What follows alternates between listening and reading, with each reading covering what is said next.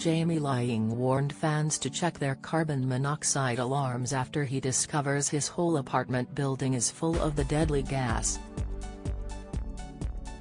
The Made in Chelsea star, 33, said that he was woken up at 6 a.m. by the alarm beeping, but that he was grateful for it as it could have been a very different story.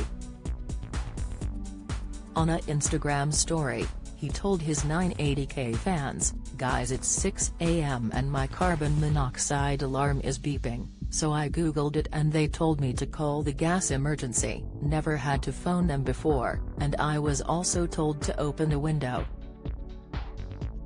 He then pointed at the ceiling and said, "You hear that? It's carbon monoxide."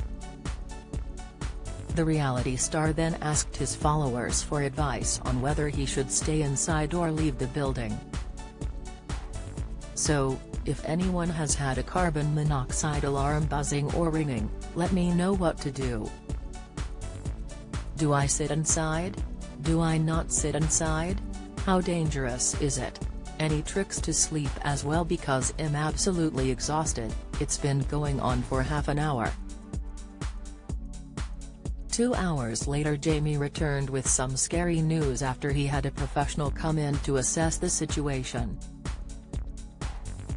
Captioning the video "Serious Talk," Jamie said, "Little update, the gas emergency guy has just come over, Steve, nice guy.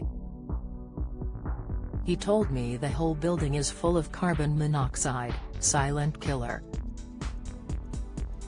Can't taste it, feel it, sense it, nothing at all. The whole building is full of carbon monoxide, full of it.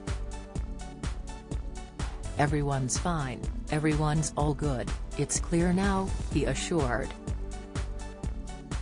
"But my point is, if it wasn't for that beeping alarm, it could have been a different story, who knows," he added. So if you haven't checked your carbon monoxide alarm, if you haven't checked it, tested it, if you haven't got one, check it. Test it this weekend because it's a silent killer, so there you go, check it, everyone is okay. And yeah," he finished. Carbon monoxide can be extremely dangerous when breathed in, as it displaces the oxygen and deprives organs of air. Large amounts can cause damage to the body within hours or even minutes, potentially causing loss of consciousness, suffocation, and death. His fiancée Sophie Habbu didn't appear to be in their two-bed Chelsea pad flat during the ordeal.